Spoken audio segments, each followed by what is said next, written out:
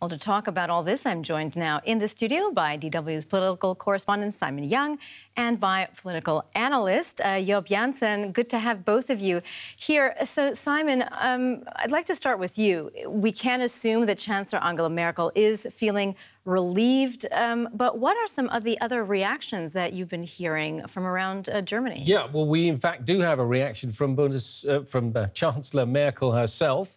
She's tweeted in the last hour, congratulations to the SPD on this clear result. No doubt relieved that it was a two-thirds of the SPD members have voted in favour of the new Grand Coalition, and she's looking forward to further cooperation for the benefit of Germany, she says. And other senior members of her party have said similar things. Ursula von der Leyen, the defence minister, who may well remain in that role, as saying that, it's important that Germany gets on with important policies that will take the country forward.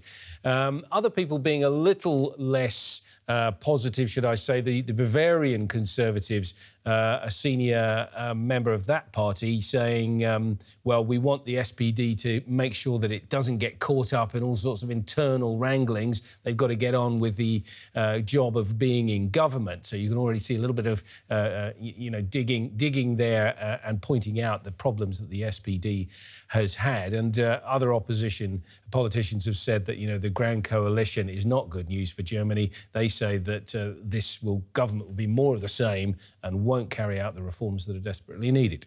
So, Simon, I guess Twitter is now the medium that people express their views and responses the quickest. We do have a few tweets more. Some other reactions on Twitter. Kevin Kühners, the leader of the SPD's youth wing, had this to say: "We set out to win, therefore, at first, disappointment. Criticism of the Grand Coalition remains. The SPD needs to be more like it's been in the last few weeks and less as it's been in recent years. The young SPD group will ensure that the party does not renew itself without us. Tomorrow it begins." So also, as you mentioned earlier, the CDU party tweeted this on behalf of Chancellor Angela Merkel, which you mentioned: "I congratulate the SPD on this clear result. Look forward to further cooperation for the benefit of our country." Some reactions also coming from further away in Brussels. Pierre Moscovici, the European Commissioner for Economic and Financial Affairs, with this tweet: "Congratulations to my SPD friends for their responsible and decisive vote. Germany is now ready to engage for a stronger Europe." So, at least the ones that we've been looking at, by and large, positive reactions. Joop, I'd like to ask you, though, for a broader view from a European perspective, is this the combination of political parties that Europe wants to see moving forward? Is this the right combination? I think for many countries it definitely is. I think especially in Paris, they will probably will be drinking a glass of champagne right now. France wants to push Europe ahead and cannot do that without Germany. And no, for this, the referendum would have been disastrous. There is a fantastic moment right now, a momentum to reform the European Union. That would have never been possible if we had to wait for another few months on a new German government. The risk, however, is that this new coalition is a coalition with two weakened parties. Merkel is weakened within her own party. The SPD is very occupied with itself still, which will mean that, Germany is ever more forced to follow France than ever before, I think. So yet you say champagne expected in Brussels, celebrations, and oddly enough, the response at the SPD headquarters when the announcement was made was a lot more muted. In fact, there were no cheers or celebrations, and our political editor, Michaela Köfner, spoke to the man who read out the results, SPD treasurer Dietmar Nieten, and he explained why there was such a muted response. Mr. Nieten, there was a simple silence when you announced the result that everybody was waiting for. I have to say, this is one of the most awkward moments I've ever seen in my political reporting. What happened? During the night, when we were counting the vote, we discussed with all the people here in the House, how should we act in the morning when we have a result.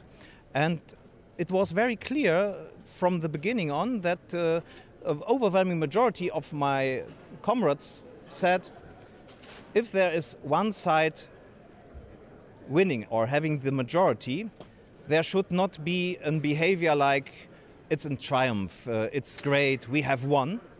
It should be more quiet to make clear we have a result, but we need everybody in spite of what position he or she had in the debate before. And so this was common sense, and the colleagues who were in favor against a new grand coalition said, if we win, we will silent, and the others said, if we who want to see this new government win, we will also silent to make clear there are not winners and losers, there's only one party.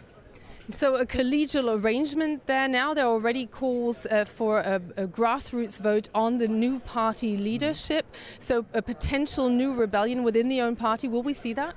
No, I think discussing should we have more direct democracy in the party is not a rebellion. But I must tell you that the constitution of our party doesn't allow that. So we will have the decision at April 22nd in a party convention. This party convention could for the next time make another decision, but now in the moment we can only elect our next chairwoman or chairman on the party convention.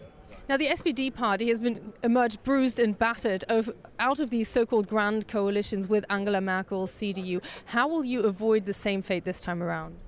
I think we can only avoid it if we accept that a lot of members of our party do not really, how should I say, feel very comfortable or happy with a new grand coalition. They accepted it with a majority of 66%. But I think the main part for us is now to renew the party, to come to another political culture, to another way how we deal with each other, and of course to shapen our profile as a left-wing or middle left-wing party. And we must do that in spite of that we are now going again in a government or in a grand coalition. And I think that is now our task. We need everybody, in spite of his personal opinion in the decision we have made now, to renew the party. And I think if we renew the party, we will have a better chance in the next elections to succeed.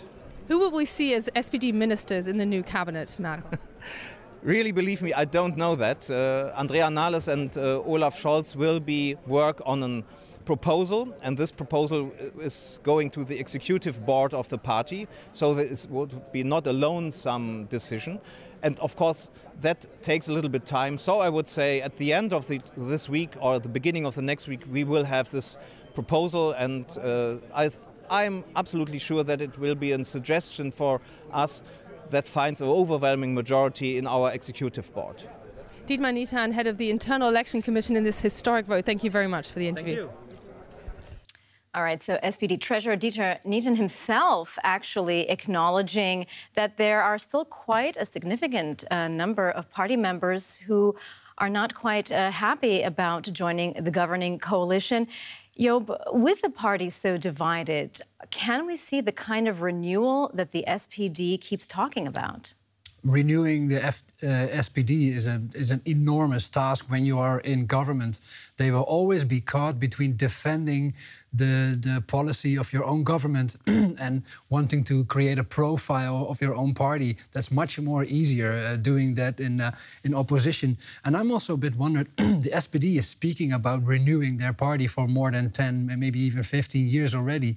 And I really don't know what they mean with this renewal. And is it a renewal of leadership? Is it a renewal of a political course? Is it more left-wing or right-wing? So it's very unclear. And I don't expect any clarity anytime soon, especially not in another grand coalition. Well, just speaking about leadership, Simon, what happens next? How will this government be put together in the coming weeks and months? Right, after the relief of today, they've got the support of 2/3 of the membership, so they can press ahead with the new Grand Coalition. And sometime during the coming week, we will hear from the SPD leadership who are the names that they're going to put forward to fill the cabinet posts. We've been told it'll be 3 men and 3 women. That's an important point for many Germans. But we don't know the names yet. Olaf Scholz, as finance minister, seems to be fairly set. But who could be the foreign minister? It could be a continuation with Sigmar Gabriel, but he's not terribly popular among his party colleagues at the moment. But we will hear those names in the coming week, and that will pave the way for a vote in the Bundestag. We expect on the 14th of March, when the members of Parliament will vote for Angela Merkel as the new Chancellor, the old Chancellor, the new Chancellor, her 4th term in office, equaling Helmut Kohl, of course. So, Joop, just briefly, with Angela Merkel expected to be the new old Chancellor, are we going to finally get the kind of stability in Germany that everybody's been waiting for? That's what everybody hopes, of course. But with 2 weakened parties, it's still a big question if that's going to happen, especially with a strong opposition the German Bundestag has right now.